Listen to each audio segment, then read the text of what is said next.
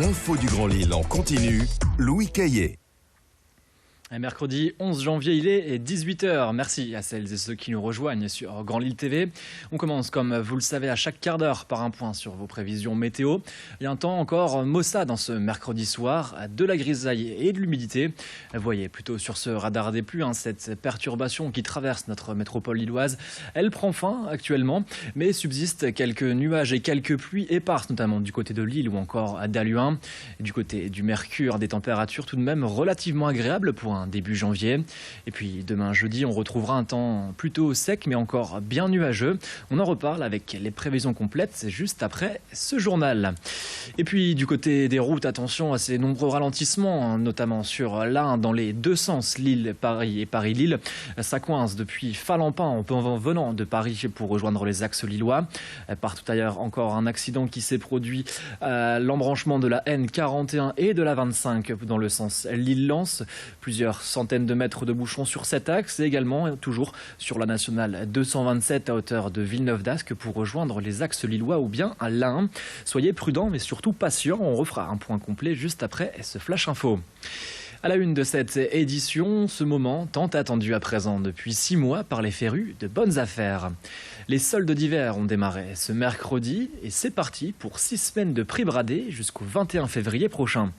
Et nous étions ce mardi matin à MacArthur-Glen à Roubaix, une journée de démarrage où la fréquentation devrait être multipliée par 5. À 10h, elle était d'ailleurs en hausse de 60% par rapport à l'année dernière, selon le directeur du site. Le grand rush est surtout attendu pour la journée de samedi où vous pourrez faire vos emplettes parmi les 80 boutiques du centre. Nos journalistes Idil Gunaï et Clotilde Leguévac étaient sur place et ont rencontré le directeur. Je vous propose d'écouter son témoignage. Je suis assez confiant quant au fait que les stocks d'hiver soient vraiment au plus bas à la fin des soldes. C'est 6 semaines, donc on a le temps encore d'en bénéficier. La saison est souvent pas terminée non plus à la fin des soldes au mois de février. Donc il reste encore quelques semaines. Et puis après, chaque marque a un dispositif spécifique pour récupérer ces collections-là, les conserver ou les écouler d'une autre manière ou d'une autre façon pour faire place d'abord aux collections printemps-été qui vont prendre leur place. Et une information, bref, cette nuit vers 1h du matin, un détenu a mis feu à sa cellule dans le quartier des mineurs du centre pénitentiaire de Longness. Brûlé à 50%, il a été transporté par les pompiers vers un hôpital parisien. Mais en parallèle, une dizaine de détenus ont été évacués dans une autre aile du bâtiment. Et ils en ont d'ailleurs profité pour se livrer à des dégradations des locaux, qualifiées de mutinerie par un responsable syndical. Le retour au calme n'a pu se faire qu'avec l'appui des forces de l'ordre. Et puis après les Républicains, l'élection de François Fillon, c'est au tour de la gauche de choisir son candidat pour l'élection présidentielle de 2017. En tout, ce sont 7 candidats parmi lesquels Manuel Valls, Sylvia Pinel, Vincent Peillon, Arnaud Montebourg ou encore Benoît Hamon. 7 candidats réunis au sein de la belle Alliance populaire. Une alliance qui regroupe le Parti socialiste, l'Union des démocrates et écologistes, le Parti radical de gauche, le Parti écologiste ou encore le Front démocrate. Des élections qui se dérouleront les dimanches 22 et 29 janvier prochains. Et puis dans le Nord, sachez que ce sont 228 bureaux de vote qui seront ouverts. Vous pouvez d'ailleurs les retrouver sur le site internet de la Fédération du PS ou bien sur lesprimairесcitoyennes.fr. Pour y participer, 3 conditions. Être inscrit sur les listes électorales, signer la charte d'engagement aux valeurs de la gauche et payer 1 € minimum à chaque vote.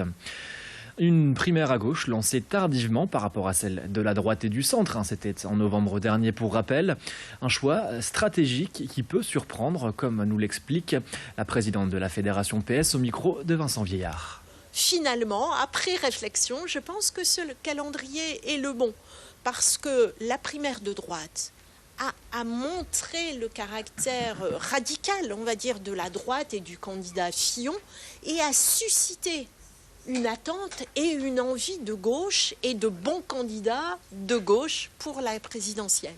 Et donc finalement, je trouve que le calendrier de la primaire à gauche est le bon calendrier.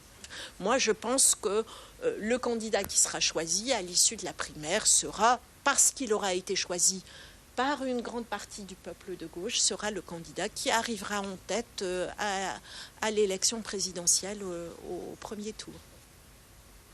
Allez, on enchaîne et on évoque ce bilan positif à présent pour les taux d'intérêt en 2016. Alors, que ce soit pour le neuf ou l'ancien, les transactions immobilières ont été plus nombreuses à en croire les agences Sigla et Abrinor de la métropole lilloise. Une année faste en 2016 avec des taux d'intérêt historiquement bas qui ont justement permis une augmentation des acquisitions immobilières.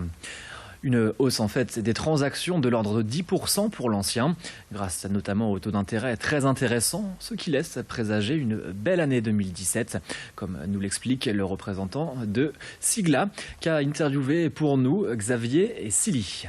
Les taux d'intérêt historiquement bas, plus la loi Pinel qui donne droit à une réduction d'impôt sur 12 ans, nous a permis d'avoir une année très active sur la promotion immobilière, que ce soit et en habitation principale et l'investissement locatif. Sur 2017, si on n'a pas de remontée de taux d'intérêt vraiment d'une façon exponentielle, on va être dans la continuité de 2016, toujours en profitant d'une actualité très riche et d'actualité justement. Ce dont on parle, ce sont les nouveautés des programmes qui devraient arriver et généralement ça arrive sur le premier trimestre. Au mois de mars, on aura toutes les nouveautés sur 2017 puisque l'état des stocks actuellement sur 2017 est très faible. On a un problème d'offre plus que de demande. Et dans cette édition, face à la multiplication des panneaux publicitaires dans la métropole lilloise, un collectif lillois a choisi de s'organiser. Son nom, Résistance à l'agression publicitaire. Et dans leur viseur, les panneaux lumineux ou des vidéos défilent. C'est le cas notamment un peu partout et on peut les voir notamment dans les lieux publics, comme ici à la gare à Lille-Flandre, dans les vitrines ou bien sur les voies publiques. L'association souhaite en fait supprimer ce qu'elle juge comme étant de la pollution publicitaire. Et c'est dans cette optique que le 4 janvier dernier, ils ont recouvert d'affiches les panneaux de la gare Lille-Flandre, avec comme slogan « Stop à la pub » placardé sur ces fameux écrans. À travers leurs actions, ils en appellent aux élus et espèrent que Gérald Darmanin, vice-président au transport, supprimera les écrans des stations de métro. Et puis que la SNCF suive également le mouvement en retirant ceux des gares. On écoute à présent l'un des membres de l'association au micro de Clotilde Le Guévac. C'est un problème de confort des personnes et de liberté de réception. C'est les termes qu'on emploie. On considère que les gens devraient pouvoir être libres de ne pas recevoir la publicité s'ils n'ont pas envie d'être harcelés de publicité, d'être agressés par... là, en plus, avec les écrans, c'est lumineux et c'est animé, donc c'est d'autant plus agressif. On peut difficilement éviter ce genre de message-là. Et qu'on ait envie ou non de voir cette marque, de voir ce produit, et peut-être même des fois de voir des contenus qui sont sexistes ou autres, on le subit quand même en fait. Et donc ça, c'est pas confortable du tout pour les gens. C'est pas respectueux simplement. Et c'est la fin de cette édition. Merci à toutes et à tous de nous avoir suivis. Belle fin de journée sur Grand Lille TV.